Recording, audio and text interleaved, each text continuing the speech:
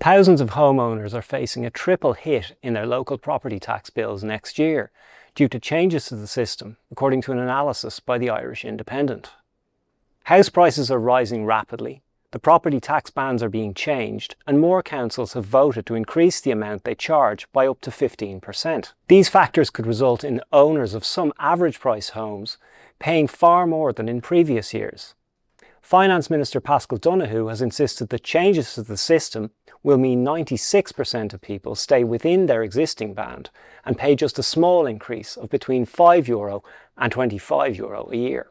Our analysis shows that while most people may stay within their old band, bigger increases could hit those who move into the next band if their home has risen significantly in value. A mid-priced home last year would have fallen into band 3 and should mean a base rate of €333 for next year, up €18 on this year. Then you factor in the maximum of plus or minus 15% decided by councillors. But if the home has risen in value so much that it jumps into the next band, the bill could be €428 next year, around €100 more, plus the adjustment factor. The effect is bigger for some of the cheapest homes, which were valued at under €200,000 in 2021.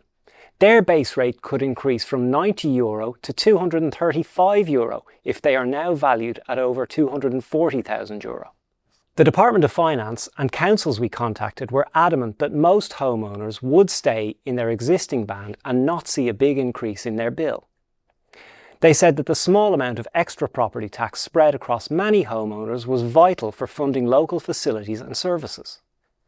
The tax has yielded €6 billion since 2013, and the changes are expected to mean an overall increase in the take of about 8% next year.